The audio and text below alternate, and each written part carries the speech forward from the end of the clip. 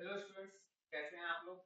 तो मुझसे हमेशा स्टूडेंट पूछा करते हैं सर कौन सा चैप्टर का ज्यादा इंपॉर्टेंस है, कौन से चैप्टर का कम इंपॉर्टेंस है। तो चलिए एक वीडियो मैंने आज इसके ऊपर बनाने की कोशिश की।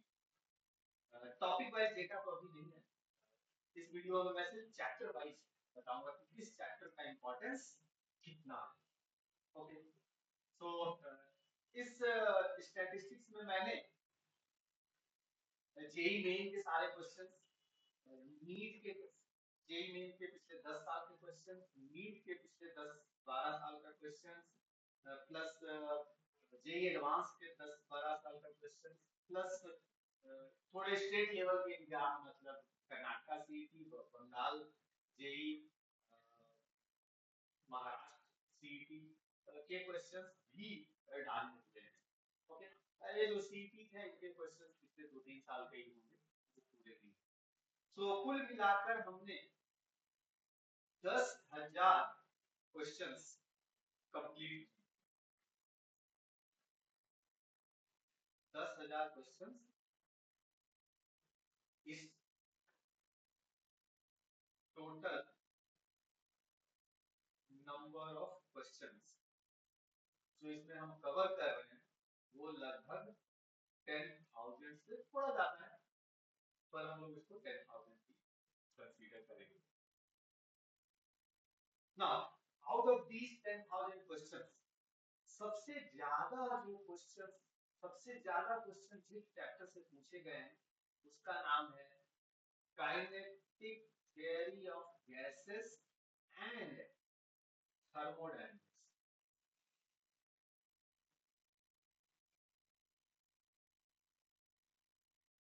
ओके। तो kinetic theory of gases and thermodynamics chapter से अभी तक टोटल 786 क्वेश्चंस पूछे गए हैं। इसको अगर मैं परसेंट में कन्वर्ट कर दूं तो अप्रॉक्स 7.8% आएगा। Okay. So it's a big number. किसी एक चैप्टर का 7.8 वेटेज होना बड़ी बात है। चैप्टर थोड़ा, मैं तो ये नहीं कहूंगा कि इजी चैप्टर है, पर अच्छा चैप्टर है, इसको जरूर पढ़ें। इसके क्वेश्चन सबसे ज्यादा आते हैं, इजी नहीं होते हैं, ये भी सही बात है। चैप्टर बहुत बड़ा तो नहीं है, चैप्टर में पढ़ने को कुछ ही चीजें हैं जो आप पढ़ सकते हैं टॉपिक वाइज। अगर मैं उंगलियों पे काउंट करूं तो 7 से 8 चीजें हैं जिनको आपको सीखना होगा। ओके। अगर एक एक चीज आप एक एक दिन में भी सीखते हैं तो 10 दिन में आराम से चैप्टर खत्म हो जाता है। और ये देख रहे हो 7.8% बहुत बड़ा वेटेज। चलिए आते हैं अगले चैप्टर, करंट इलेक्ट्रिसिटी।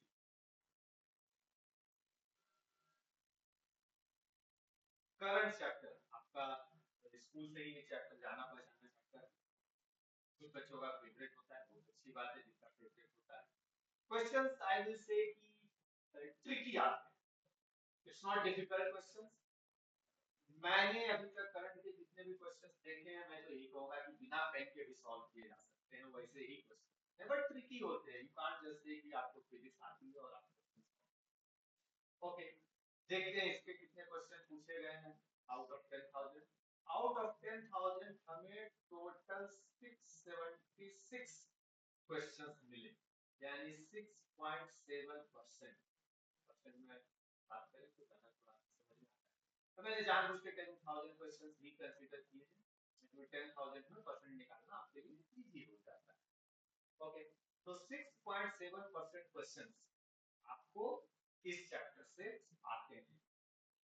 अगला नंबर है इलेक्ट्रोस्टैट।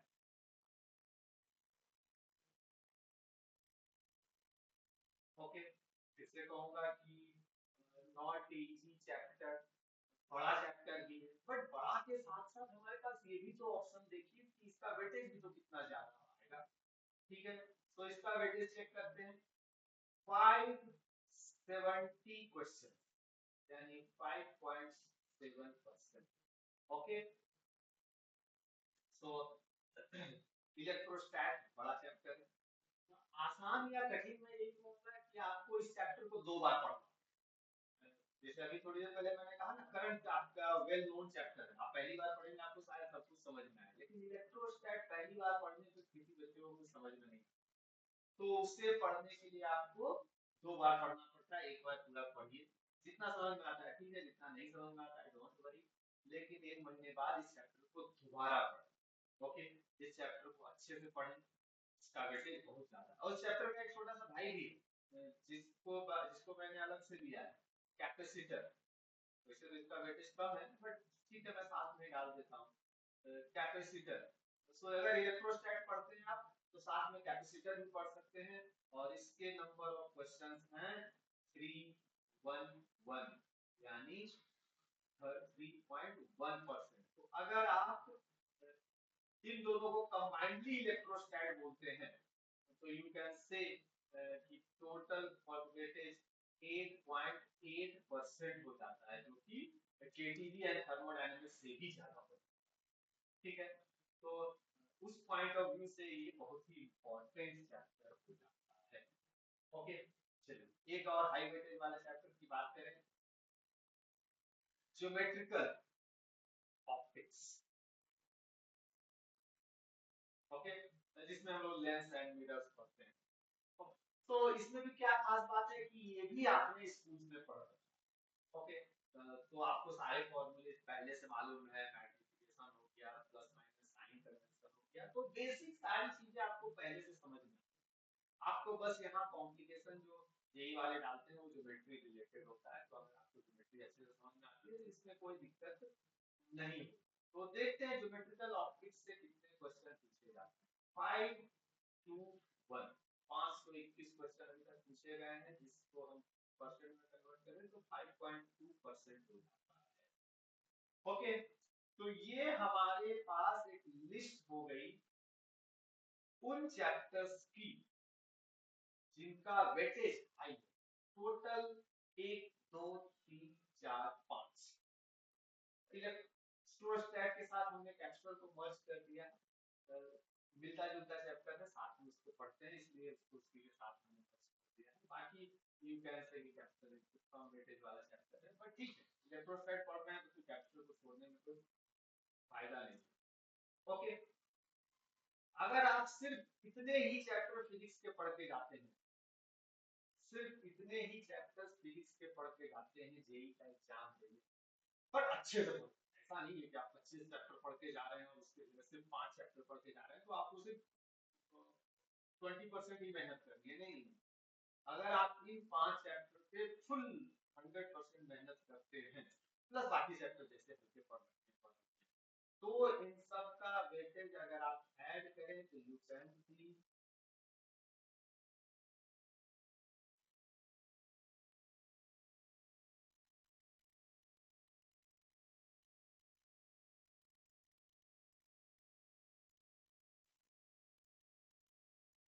28.5%।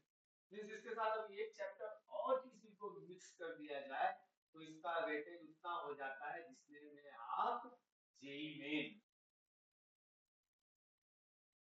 आसानी से क्वालिफाई, किसी एक चैप्टर को और ऐड कर लेते हैं। मुझे लगा इतने पे 30% पहुंच जाएगा, बट नहीं पहुंच रहा है। तो एक और चैप्टर को ऐड कर लिया जाए तो आप आसानी से जेई में क्वालिफाई कर सकते हैं। ठीक है, तो ये हाई वेटेज है। बाकी मैंने हमेशा सजेस्ट किया है कि पढ़ते समय इस बात को ना देखें कि हाई वेटेज क्या है, पढ़ते समय इस बात पे ज्यादा फोकस होना चाहिए कि आपके लिए कौन सा चैप्टर इजी। चलिए एक और ग्रुप की बात कर लेते हैं। अगले कुछ चैप्टर, सेमीकंडक्टर,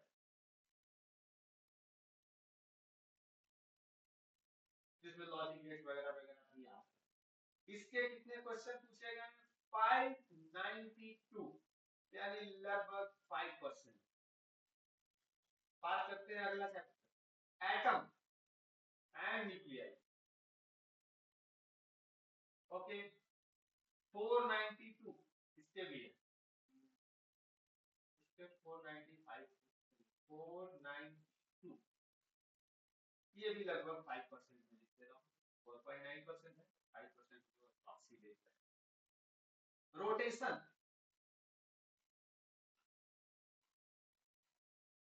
याद रखिएगा रोटेशन में जेई एडवांस के क्वेश्चन कठिन आते हैं, बट जेई मेन और नीट में बहुत इजी क्वेश्चन आते हैं। Rotation is a wonderful chapter. इसके क्वेश्चन है 476, तो 4.7%। एक और चैप्टर का नाम लिख लेते हैं, एसी एंड डुअल।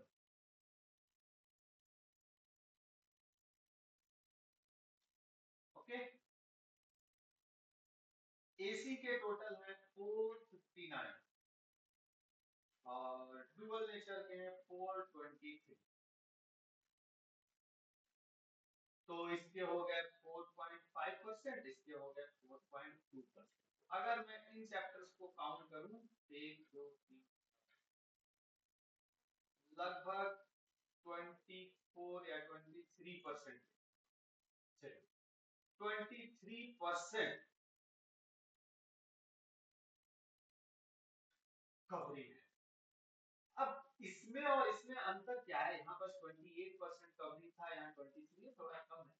लेकिन बात यह है कि यहाँ पर जब भी मैं चैप्टर का नाम ले रहा था, साथ में मैं बोल रहा था it's a difficult chapter, it's a difficult chapter, it's a difficult chapter, it's a difficult, मतलब इजी चैप्टर एक भी नहीं था इन बात। लेकिन यहाँ तो बात ही बदल गई, सारे के सारे चैप्टर्स बहुत ही इजी है, छोटे छोटे चैप्टर।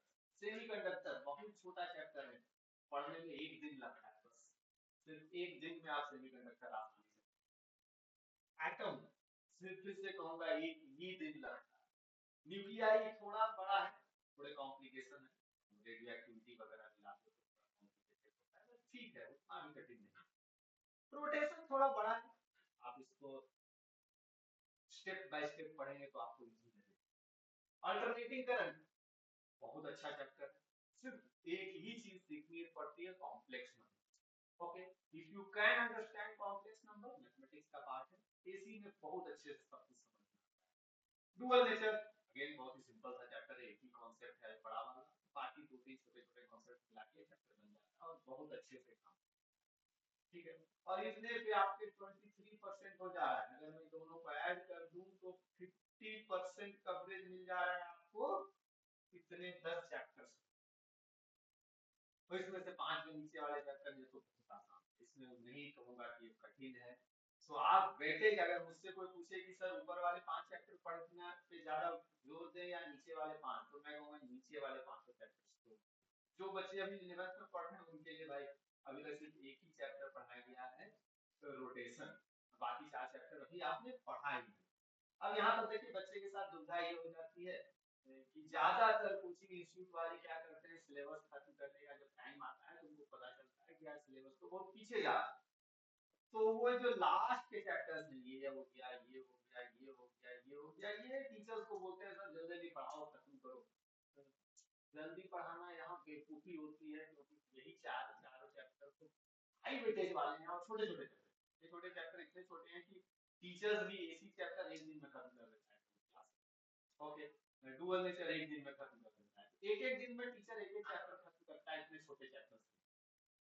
ओके, तो पढ़ने में आपको एक एक वीक भी अगर लग रहा है तो बहुत कम है। इधर के चैप्टर्स वैसे नहीं थे, करंट चैप्टर कोई भी टीचर पढ़ाएगा तो आराम से 5 चैप्टर, ठीक है ना। लेकिन इधर के चैप्टर्स बहुत छोटे हैं, बहुत अच्छे हैं। तो जिन बच्चों के पास पूरी फ्रीडम है, मैं तो उनको सजेस्ट करूंगा कि ये जो लास्ट के चैप्टर्स हैं इनको कैसे भी करके थोड़ा पहले पढ़ें, इनको ज्यादा पढ़ें, ज्यादा इंपॉर्टेंस देके पढ़ें और इनको मजबूत करके रखें। इनको अगर आपने मजबूत कर लिया तो ये आपको बहुत अच्छा बेस दे देंगे, मतलब इसकी मदद, ये पूरा का पूरा एक, मतलब मैं तो कहूँगा ये पूरा मिला के एक चैप्टर कंसीडर करना चाहिए, रोटेशन को हटा दें, ये इतना छोटे छोटे चैप्टर्स हैं और इन सबका वेटेज कंबाइंडली मिला लो तो बहुत ज्यादा हो जाए, ठीक है। तो ये तो हो गया हाई वेटेज वाले। अब हम लोग थोड़ी सी बात कर लेते हैं बाकी चैप्टर्स की भी, देख लें एक बार थोड़ा बहुत। तो इसके बाद नंबर आता है ग्रेविटेशन का। ग्रेविटेशन में टोटल 415 क्वेश्चंस पूछे गए हैं। अब परसेंटेज तो आप समझ ही गए होंगे, मैं कुछ लिखने से अच्छा है, 4.1%।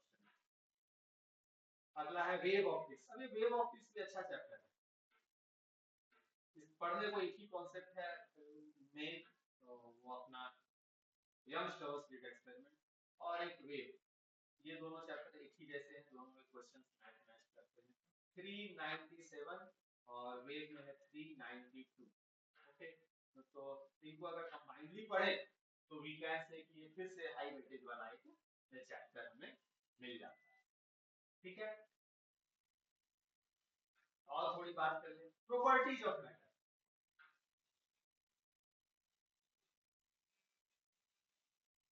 अब ये कहने को तो प्रॉपर्टीज ऑफ मैटर एक चैप्टर है, बट इस चैप्टर में छोटे छोटे छोटे छोटे छोटे बहुत से concept. I don't know whether good idea to do this chapter. इसमें इतने ज्यादा कॉन्सेप्ट होते हैं, छोटे छोटे छोटे होते हैं तो क्वेश्चन सिंपल आते हैं एग्जाम में, बट नंबर ऑफ कॉन्सेप्ट बहुत ज्यादा है। एसएचएम, सिंपल हार्मोनिक मोशन, बढ़िया है, बहुत ज्यादा कॉन्सेप्ट नहीं है, तो बड़े बड़े कॉन्सेप्ट हमको सीख लीजिए तो कवर हो जाता है। 356 good amount of question. EMI, electromagnetic induction, बहुत से बच्चों को बहुत कठिन लगता है भाई, आई विल नॉट से दिस, जिनको समझ में आता है उन्हीं के लिए कुछ है। यूनिट एंड मेजरमेंट, मुझे तो बहुत आसान चैप्टर लगता है, शुरू में ही पढ़े थे तो इसके बारे में नॉलेज भी अच्छी खासी होती है बच्चों को। आप इसकी तैयारी अच्छे से कर सकते हैं, और ये जेई एडवांस में तो इसका वेटेज बढ़ जाता है, जेई एडवांस में इसका वेटेज हाई हो जाता है। ठीक है, तो ये हो गए कुछ चैप्टर्स और उनका वेटेज। अभी और भी चैप्टर्स बचे होंगे, बट उन सब में फिर 300 से भी कम क्वेश्चंस हैं, तो उनका वेटेज क्या देना है ये इससे थोड़ा क्योंकि तो हम लोग यहाँ पर मेनली बात करने जा रहे थे सिर्फ हायर वेटेज वाले चैप्टर्स। एक का और मैं नाम लिखाना चाहूंगा, सेंटर ऑफ मास, बढ़िया कॉन्सेप्ट है, सिंपल कॉन्सेप्ट है। 234, उस हिसाब से जिस हिसाब से इसका कॉन्सेप्ट है उस हिसाब से थोड़ा वेटेज इसका ठीक ठाक है, प्लस इसमें शायद कोलिजन भी है। Okay, centre of mass and collision, ठीक है, तो उस हिसाब से इसमें ठीक वेटेज है, बट फिर भी अब जिनको आसान लगता है उन्हीं के लिए कुछ कहा जाए। बट हाँ, इसको कंपेयर मैं करूँ पीछे के चैप्टर से जो मैंने बताया लास्ट 4-5 चैप्टर, तो ये ज्यादा छोटे हैं और इनमें नंबर ऑफ क्वेश्चंस ज्यादा है। इसके अलावा आपने देखा होगा कि जो शुरू के बिगनिंग के चैप्टर्स थे, मोशन हो गया, लॉज ऑफ मोशन हो गया, सर्कुलर मोशन हो गया, उन सब के डायरेक्ट क्वेश्चंस नहीं आते, दे आर बेसिक चैप्टर्स, तो उनको उनके बारे में आपको ठीक ठाक नॉलेज होनी चाहिए, बट उन नॉलेज का डायरेक्ट क्वेश्चन आए ऐसा बहुत कम आते हैं, क्वेश्चन बहुत कम कम आते हैं, उन सब का वेटेज बहुत हाई नहीं होता। Okay, so that's all from my side for this questions जो आप पूछा करते हैं सर, किस चैप्टर का वेटेज ज्यादा है। बाकी आई विल ट्राई कि मैं थोड़ा टॉपिक वाइज वेटेज तैयार करने की कोशिश करूं कि इन चैप्टर्स में भी आखिर वो कौन कौन से कॉन्सेप्ट्स हैं जो आप पढ़ें तो आपको सही से मार्क्स मिल सके। ओके,